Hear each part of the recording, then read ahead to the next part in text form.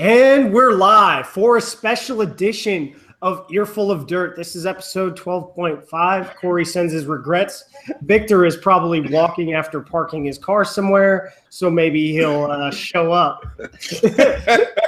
mid-broadcast. So tonight I've got Dan Brown, one of my partners in crime this evening. And, you know, I've got a great friend and fellow rugby man and rugby broadcaster on for a second show, Mr. Grant Cole of This is Texas Rugby. So without further ado, thank you. It is our pleasure, and we're honored to have you. So why are we here tonight, guys? That's a good question. Oh, well, I kind of teased y'all last night, didn't I, Dan? Tell me what I did, Dan. What I teased you. You basically sat there on the YouTube comments and were just dropping little breadcrumbs everywhere. Corey was going back and forth with you, so I kind of had two screens up. It was kind of weird because I'd see what's going on live, and then I'd see what's going on like 15 seconds ago, and I just see Grant just throwing everything up there, trying to give us hints as we're going on. We're like, he might as well be here. He might as well just be on the stream right now. That was helpful because we got a lot of things wrong, and he jumped up and corrected us many, many times. Well, and you know what? What's fun is you guys have a lot of passion for this game, and especially for the MLR. I mean, and it's so necessary. And what you guys do, what Preston and Warren are doing, all of this is really important. So, wrong, right? That's not important. Your passion is what's important. So, that's engaging, that's intriguing. That to me is what is why I'm here and why I'm engaging with you in this, because what you're doing is important. So, hey, CBS Sports Network is now the official television partner for the Major League Rugby. Aaron, what'd you tell me I did? So I said you undersold the magnitude of the announcements, because I figured we were just gonna get some. We've already talked about Flow's their business model. They pay for content, so I figured, hey, we're gonna get a big announcement, say, hey, it's gonna be Flow Sports, whatever, because they had connections with Austin. They've thrown tons of money. They brought in they hired Goff, and they gave him a moving bonus, and they brought him down to Austin to run, Flow Rugby. And so I figured it was just going to be them, because they've been just, to an extent, burning cash and burning oil on their rugby investment in the last 3 months. So on all their investments. Well, I'm not really paying attention to the cheer channel that they have. So. But yeah, so if anyone follows Flow Sports, they have great content. They have about 40 different channels on their platforms that covers NCAA, pretty much all non-revenue sports, wrestling, cheer, gymnastics, everything. They also have the rights, I think, to the U.S. rights to all Scottish matches for rugby. So, because they've shown all those international matches since the summer. So if you're a Scotland fan, your subscription to Flow Rugby is going to be necessary. And it's available, which is, 2 or 3 years ago, finding rugby was definitely hard. I got to say. You did American rugby. It's tough to find American rugby a couple years ago. Yeah, I don't think American rugby was, really. It was definitely easier to find, Six Nations than it was to find the Eagles test match in November. But yeah, if you could find it at all. Yeah, if you could find it, and then it would be in not Spanish. But we've come a long way, is what you're saying, basically. Yeah. So the growth of rugby, at least I think the commercial value right now in the last, let's say, we're going to call it since the fall of pro. Because what that league demonstrated to me was, hey, there was a commercial project that that people were willing to invest in. And, well, the torch of rugby as a commercial project was picked up by the owners of the MLR. And they've done everything, to the most part, I can see the right way. And, I think Grant sees that, and I think Dan sees that. Grant has been around this a lot longer than I have and knows a lot of the players in this league. So I don't think he'd be on here tonight talking about this if he didn't trust where it was going. But that's actually very correct. And a lot of people there are a few people that are in the mix that know where my background when it comes to professional rugby and knows what I follow. But I've been following the development of professional rugby in the U.S. since 95, 96, when the original MLR and the Super League were around. And you guys may not know that there was another Major League Rugby that started out in 95 and 96. Well, I knew based in the last couple of months because of that, and then all the USA Rugby drama that I haven't heard all the stories. I've only heard like 2 or 3 about refs getting banned and all sorts of things like that. But I've been following and tracking that stuff for 20 years now, and some of the owners in the MLR, I have known them from when I was refereeing. They were my mentors or my coaches, and they're owners in the MLR now. So, that works out pretty nicely. Yeah. so it's just a matter of having known these guys for a long time, and some of these coaches in the MLR, I've refereed them before when they were playing. So, how many red cards? What? How many red cards? Yeah, we're not going to talk about that. Yes. But it's a great feeling to see this come about. Ted Hardy and I in 2012 we started a Facebook page called USA Rugby. USA needs a professional rugby league, and we started this just because we really thought it needed to happen, and we were both kind of upset that the North American professional rugby never went off. It was 4 teams that were supposed to start: Houston, Glendale, Vancouver, and San Jose, and they were basically set up to start, and they never actually happened. And and they had a joint sanctioning agreement between USA Rugby and Rugby Canada that was approved by World Rugby. I mean, they had gone to the extent of having all that work done, and that's a big deal. That agreement was drawn up and approved, and everybody was happy. And then at the last minute, Glendale said, "You know what? We're a municipality. We can't lose $1 million or $2 million a year in investments." And so they learned a lesson there. They learned that they've got it, that model that they had decided to approach there wasn't going to work, and they were going to have to figure out some other model that worked. And so they pulled back, and then a lot of the same people were involved. They pulled back, and then of course Chang pulled out of that, and he went and did something different. Ended up becoming on the board and doing the things that he's doing, and we're not going to get into that tonight, Aaron. So, but it's interesting. Yes, throw that away. We could go on all night there, but it's interesting that a couple of those players stayed in there. They learned some lessons. They watched what happened to a couple of other players that tried to come in and get into the space and didn't make it. So learn from their mistakes. Then Schoeniger comes in, and Schoeniger does his thing. And, he actually got it together. And one of the things Schoeniger did right was bring Steve Lewis in, who knew all of the actual players and coaches out there that could come in and actually put a product on.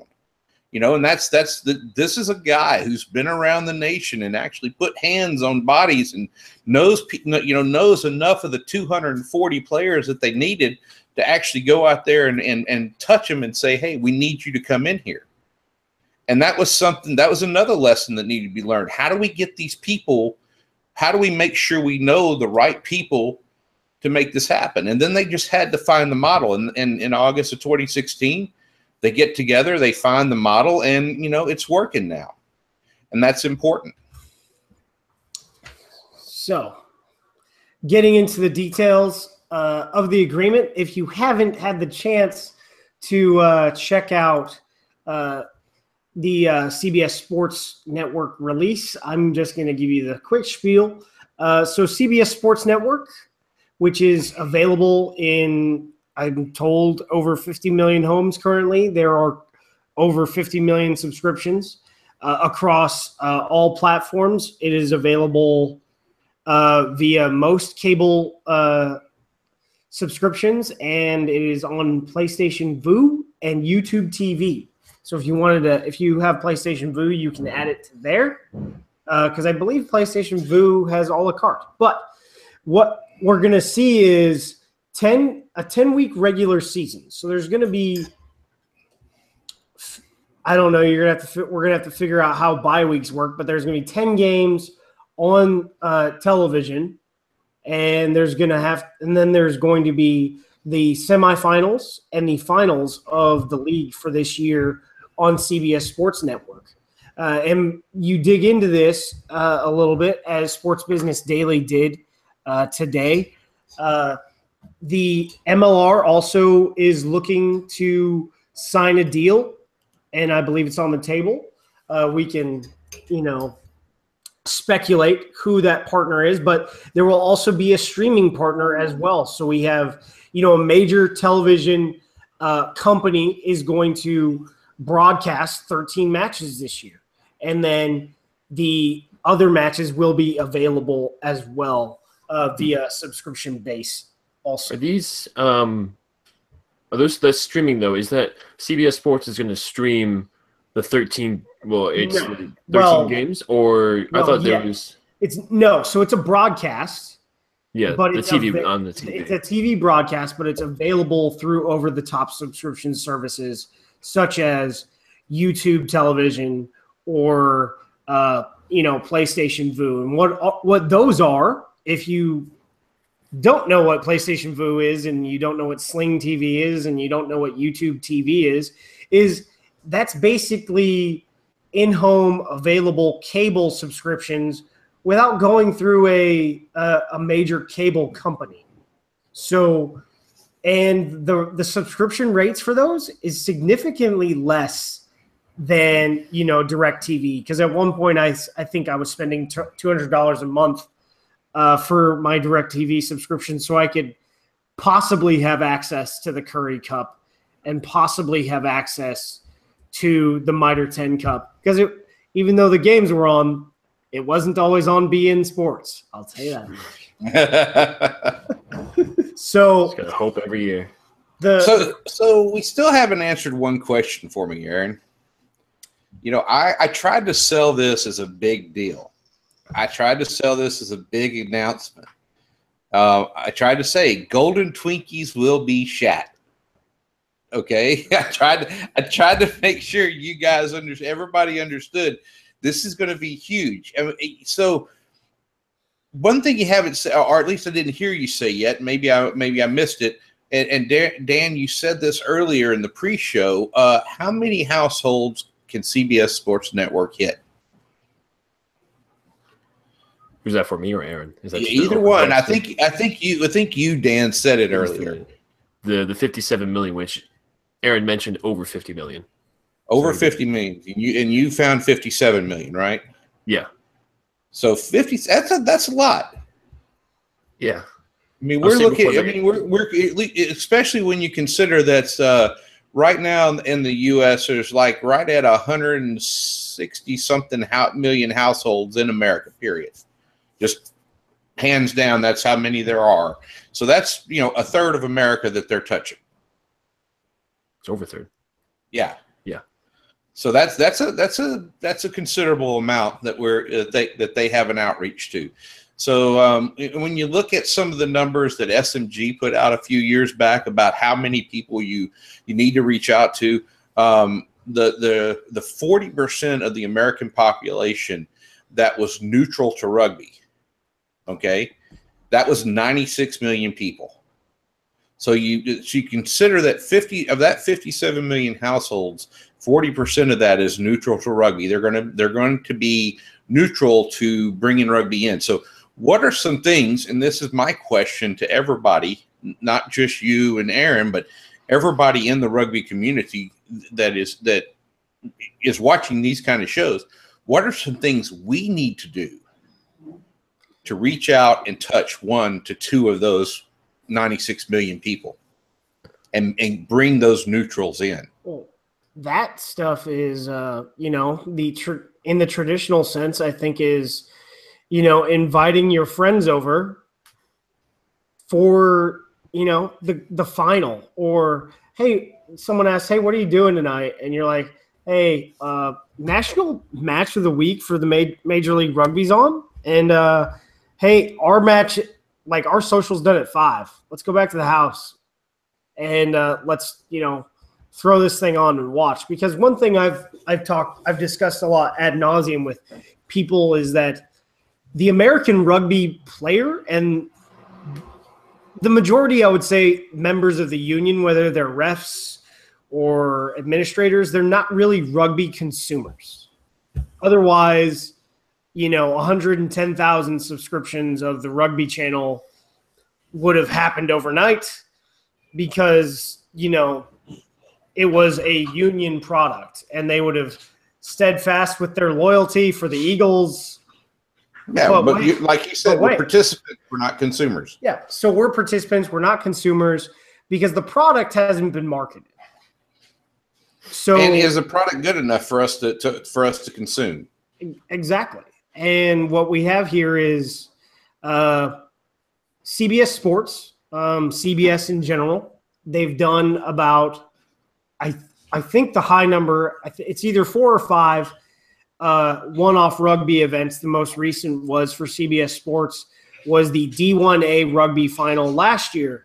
And so they're saying, they're seeing enough from NBC's investment with the numbers that NBC has gotten and from their gold platform, from the Olympic stuff and whatnot. And then their limited investment, extremely limited investment into this old sport, but really unknown to the majority of the American populace. Because like I said, there's only 115,000 members of the union, and then you have a few alumni out there. But for the most part, no one knows about, the other egg-shaped ball that graces college campuses on Saturdays in the fall and Saturdays in the spring. How much marketing is CBS Sports going to be doing for this to their current fan base? Are they going to have this and they're just going to say, yeah, whatever, we have it, so if people want to watch it, they can watch it? Or are they going to do a full-on actual campaign to bring in, so make sure people are aware of it who are current subscribers? So I would think, because the intent is a national match of the week in like primetime windows. So if it's on a Saturday, you're looking at like the 4 to 5 o'clock start time, whatever the local, market is. So it hits before Eastern time zone becomes like club time, clubbing time. Not so before people go out, while people are still in. So you want the match on at a certain time to fit all three major time zones. The Sports Business Daily didn't have like specific. They had the most, I guess, widespread article on this, but we all watch CBS Sports products in March and at the beginning of April because of March Madness. So I would expect, since they are developing a product that is new, to see some ads for this new product that they're developing during March Madness. Coincidentally, it just happens to start almost immediately after March Madness actually ends, like 2 weeks after. So that's really good time. It looks like about 10 days after the national championship game, you'll have in basketball, you'll have Major League Rugby kicking off. Maybe some commercials on CBS. We're looking at not only an investment, like, hey, they're saying they're going to broadcast 13 matches. That's a lot going into the future of a niche sport in America. So why would you set your product up to fail? Yeah, and they don't want to, because they've got to obviously sell ads, and those ads got to make them money, and they need to make sure that they market it enough to make money, to make the kind of money they need to make. And Major League Rugby wants to do that too, so that kind of money has to be pushed. So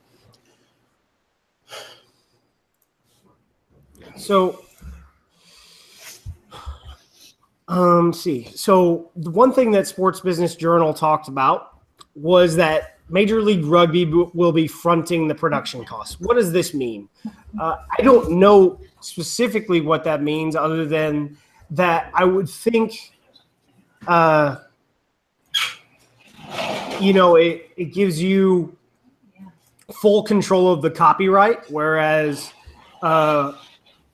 with NFL products, since they're all pushed on major networks, they have primary control of the content, but everyone else has secondary control. So this gives you full ownership over the rebroadcast and everything else.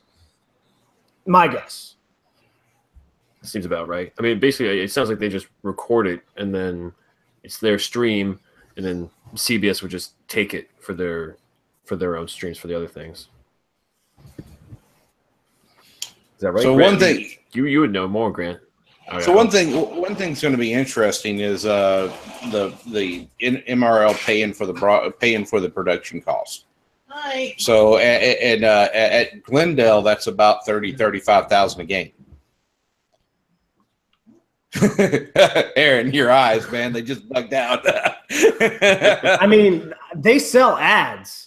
But yeah, they pay, that stuff gets paid for by ads a lot. Yeah, but it's not cheap. It's not cheap at all, and that's one of the reasons why Pro opted out of Glendale and went over to Colorado, went over to Denver University. Excuse me, is because they could not afford that. He didn't want to pay that bill, because I mean, in Glendale, they're not going to cheapen their product by cutting a little bit out, which is what Doug wanted to do. He wanted to cut a little bit out here and a little bit out here, and try and cut some things back and cheapen the product down to something that would be, hey, enough for what he needed. Yeah. But it was cheaper than, the $35,000 a game that he was paying. But he wasn't going to get TMO or anything like that, which is what, I mean, basically they have a full package that Evergreen produces there. And, you get that full package, but you're getting Dallin or Dan and Brian Vizard, and you're getting, these guys who've done hundreds of games in commentary, and you're getting cameramen who've done hundreds of rugby matches, and they know exactly where their cameras need to be at. And they're also understand that they're going to be part of a TMO team or a referee review team. So you've got a high quality product there. And this is some of the same things that if you talk to Thierry Dauphin or Jeremy Turner at Austin and Houston, that you hear them talking about the same things that they want to provide. Talking to Jeremy over the last 2 years when he talks about his stadium at Maury Road, a lot of the things he's been talking about to myself and Craig Coates is about, hey, where do we want cameras to be placed at? And what kind of things do we need to put in place there to make sure that it's easier for the production teams to just come in, set up, and go? So these guys are real serious about making sure that not only do they have a quality product on the field, but they have a quality product in front of your eyes.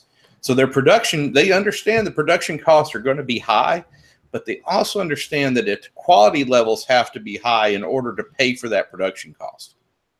Yeah, CBS also wouldn't want really low quality streaming either. That's just something they wouldn't go for. It's something that was what interested me about the MLR. Okay, and even before it was ever the MLR. Okay, before it was the MRC, before August 2016 when they had their first meeting in Houston, right?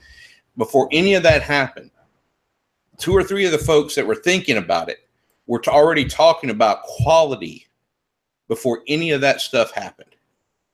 And that was, before they even got together, there was a dedication to a high quality product, for the consumer, for the rugby. They wanted to make sure that their players were national level players. They wanted to make sure that if they were going to bring in players for overseas, you're going to see an interesting philosophy of how they develop players. You look at Houston, look at some of the players they're bringing in from overseas. Notice the ages and where they've been at. You've got guys that are coming in that have been on the age grade teams or maybe the sevens teams for their nation, but they've never played 15s for their nation. They haven't been capped there. So they're eligible for the U.S. And they're bringing them in. And what did you tell me, Aaron? They're bringing them in before December. You're on mute, but they're bringing them in before December. Yeah. So all these guys are coming in before December 31st. And what does that mean for the uncapped dudes that are young, like Charlie Hewitt, Murphy, Macklin, Connor Murphy, Kalinasau, all of these guys, dude. So you got all these dudes that are uncapped or 15s, and it's like, they're young. So like I look at Connor Murphy and Charlie Hewitt, guys like that.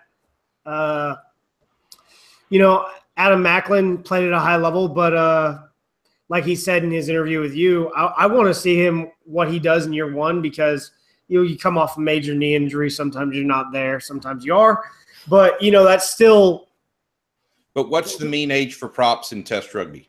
Oh, like 28. 27, 28 is when you're in your prime, and he's 27. He's 27. So I think he's here he provides, as long as he doesn't knees go like crazy. Mm-hmm. But you're bringing in all these dudes that played professionally overseas, played age grade teams. Like Charlie Hewitt was the U19 captain for England 15s. And let me tell you something. You don't get to understand how big that dude is until you see him standing next to Kyle Sumption. Isn't he he's like, how tall is he? Like 6'7" or something like that? Yeah, he's 6'8". He's 6'8", 265, man. Jesus. He's a big boy. And he's 6'8", 265, and he walks in from getting off the plane in skinny jeans. In a soft pink shirt. Pink shirt's fine, but skinny jeans, how do you like fit? Dude, I don't know, man. I mean, he's just maybe they're not skinny jeans, maybe they're regular jeans, but they look skinny on him. I don't know. Got nothing. But he was just chill. I mean, but he's huge. So yeah, I mean, these are quality players. So I mean, when we look at the CBS Sports Network, one of the things I want to make sure and get across to people is this is step one in a presentation of quality that we're going to see from this MLR crew. That's what they've been about. When you look at Chicago and Kansas City not making year one, you're looking at them because they know that there's a level of quality, a standard, that they're not able to hit the first year. They got everything to hit it the second year, but they're not able to hit it the first year. And that dedication to quality is very important to this league. Very, very important. With that, I think we'll go with our final topic so we can let Grant Cole get out for the evening. So in my conversation with Thierry Dupont of the Huns, he said that this would solidify the credibility of Major League Rugby as a commercial enterprise, that the credibility of the league would be there because it's something that American rugby has never had. And so I agree with that, especially knowing on the back end what the announcement was. Yes, it's really, really exciting to have rugby being broadcast professionally, U.S. professionally rugby being broadcast over a major sports network. It's not like, and not to diminish them at all, but it's not like a local channel or like 11 Sports or Flow Rugby, which if I was 11 is not local, that's a global thing. Oh yeah, global. Whatever. You're talking more like Spectrum Sport. Yeah, that's what I'm thinking. But like, if I'm not a rugby fan, I hear that, I go, I don't know who they are. I don't really know if I have that channel or if it's a channel or what it is. But CBS, everyone knows CBS. I mean, that's just the first thing. It just kind of legitimizes it a bit, even though there are some amateur sports that are being put on ESPN and CBS and stuff like that. But that's the first thing that in comments too on Facebook and everything, I've been seeing people going on CBS, like, this is real. This is a real deal. It's not just it's not just a club getting together. And there you go. There you go. That's exactly what it is, Dan. And Aaron, that's exactly what he's going to. So you say that again, Dan. Because you're hitting it. Just rewind a bit. It's not just a club getting together. It's a professional enterprise. There we go. I didn't say that last part before, but I said it, just to make it sound nicer. And that's what's important is a lot of people have been thinking, hey man, this is just PRP again. This is just Rugby Super League. No, this is not. And I mean, we've been trying to say this for a year and a half now, and people have been shrugging us off and not listening to us, or hey, you don't know what you're talking about, or whatever. But this is not just another bunch of clubs. This is not clubs at all. These players are employees. The coaches are employees. They are the owners are owners or team owners. This is run just like Major League Baseball, NBA, NFL. It's just in its nascency.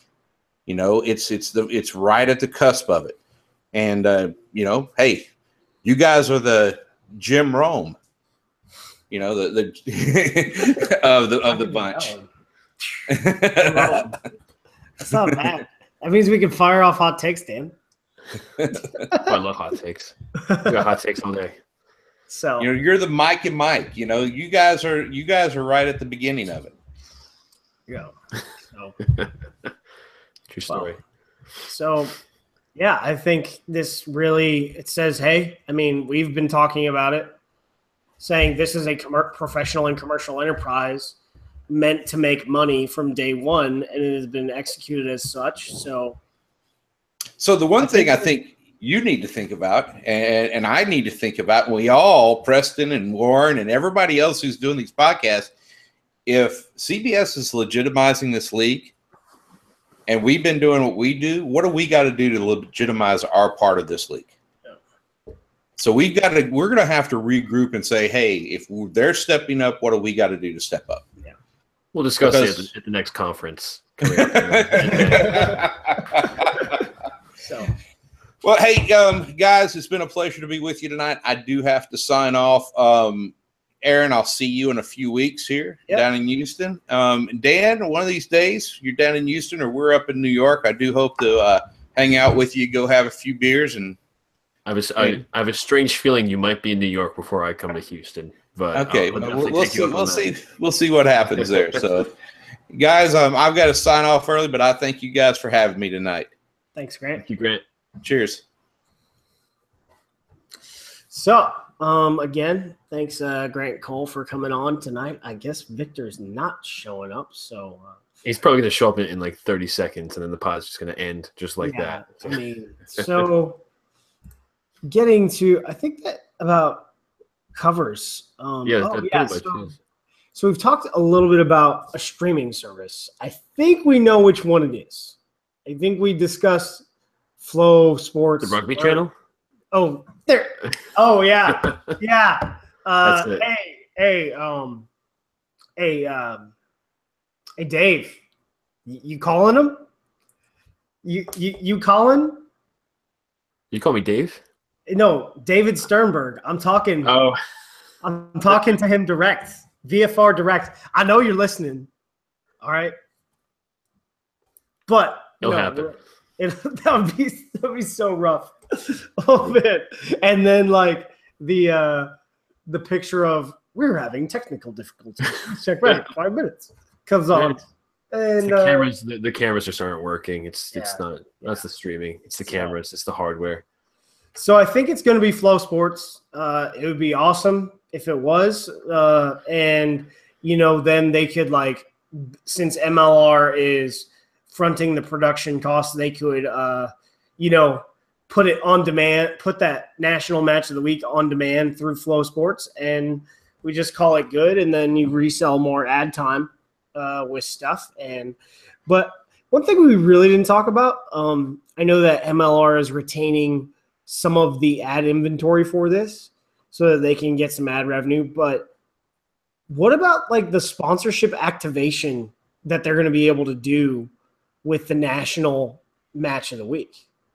Well, with the national match of the week, you can get guys like AIG or HSBC or other groups that currently sponsor rugby everywhere except for the U.S. So I think that might be one thing. Or even just, the national for sponsorship, just knowing it's on CBS as opposed to, like we were saying, like 11 Sports or Flow Rugby. Like that just adds a lot more reason why you'd want to actually sponsor. Nothing against those streaming services, but CBS talks a little bit more than some of the smaller guys out there. That's just how it works. In the live chat, we had a Ryan Herman say, start teaching kids at a young age, like putting it in gym classes. Well, USA Rugby has a program called Rookie Rugby that, it requires a lot of funding to do, but it's working in Texas. Which would have been great if Grant was still here because he could actually talk about it for hours. Yeah, so we've got Play Rugby USA up in, New York City, and then in LA. Yeah. That's working with, inner city kids. And then you've got the ISEF Rugby, which is inner city. I don't know what the E is, but the F is foundation. But ISEF Rugby, they've put a lot of kids in college at a high level, but that ended up being recruited for football. So we've got some places that that the union's working on, but that's not really what we're about this. But, what is the MLR doing for youth rugby? Well, they're participating with their local clubs. Look at the Houston SaberCats a lot. You're going to see Austin Elite, supporting their Huns Youth Rugby program, and they support several high school programs as well. I think Huns Youth Rugby is now at the point that they're going to, establish a U14 team. So, there's just enough kids that have gone through the system that they will be able to establish high school teams, both girls and boys. So that'll be awesome. So there is a direct connection between Major League Rugby and youth rugby in those specific areas. So how they go outside of their communities is being on the television and giving, young children that aspirational goal. Your kid sees a football player on TV and they're like, I want to be that running back, or I want to be that quarterback, or I want to be that receiver, or I want to be that center fielder, or I want to be that point guard, things like that. So you see, a kid watching a blindside flanker. I want to be the number 6. So that's the aspirational goal. I mean, it's not really what we all want sometimes, but putting an aspirational goal for everyone on the airwaves is how you get kids playing at a much greater rate at certain junctures, especially with, such a small sport that rugby is. Yeah. So there's also, even in the current rugby community, there are players who played for their entire maybe youth or even adult sporting career or whatever, and then their kids just never ended up playing rugby. I'm actually a good case in point. My dad played for years, for 20 or so years, and I actually just started playing about 2 years ago or something like that. But if something like this happened, we had CBS Sports and my dad knew, and he could just flip on rugby and we could watch it together. I'm sure if I was 7 or 8 years old, I would see that and I'd say, I want to play that. The only thing I had was like an old video game from like 2002 or something like that. And those video games are just not very good. It's really tough to do. So that's like, there's no way for me to really see it. Like I was playing, I was like, this makes no sense to me. I don't like this. And I just like threw it away. But that's something that could be really good too. Just kids see that, and maybe their dad played or their mom played, and they watch it with them, and it's just they learn it that way, and then that's what gets them into the sport. So I think that about wraps it up for our special edition. Victor, if you were going to join us, you did not email us or chat with us. So call us to make sure you got home safely. We've been concerned. We called the police. I will be showing up later tonight at your apartment just to make sure that you're safe. So hopefully you are. With that, as we said earlier, Corey sends his regrets. People got to work. We've got to put, food on the table and stuff. So that's good. But Victor, you said in the email chain you would come. So that's on you. But Dan said he's going to come find you and make you buy him cocktails. That sounds weird, but yeah. All right. Signing off. Goodbye.